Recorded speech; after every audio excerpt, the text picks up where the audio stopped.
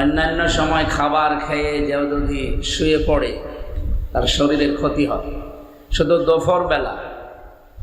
দুপুরের এই সময়টা খাবার খাওয়ার পরে কোনো মানুষ যদি 15-20 মিনিট একটু গড়াগড়ি করে ওর শরীরের উপকার হয়।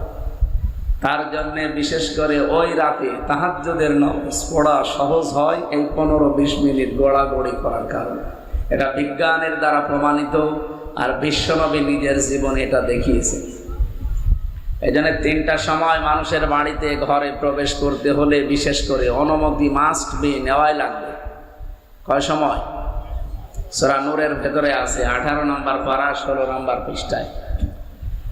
3টার সময় যদি কেউ ঘরে প্রবেশ করে, বিশেষ করে ফজরের আজানের আগ দিয়ে, 2 নম্বরে এই যে দুপুরবেলা, 3 নম্বরে এশার পর, এই 3 সময় কারো ঘরে যদি কেউ প্রবেশ করে অনুমতি নেওয়া লাগবে, সালাম দেওয়া লাগবে। অন্যান্য সময়ও নেওয়া লাগে, কিন্তু এই সময়ের নাম আল্লাহ কোরআনে দিয়েছেন আলাদাভাবে।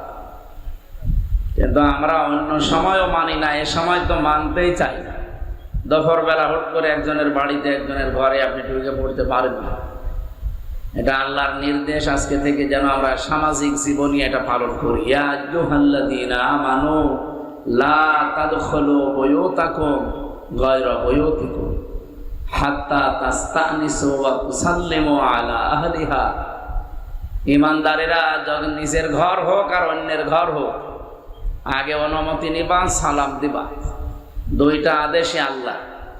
অনুমতি নেওয়া লাগবে, সালামও দেওয়া লাগবে।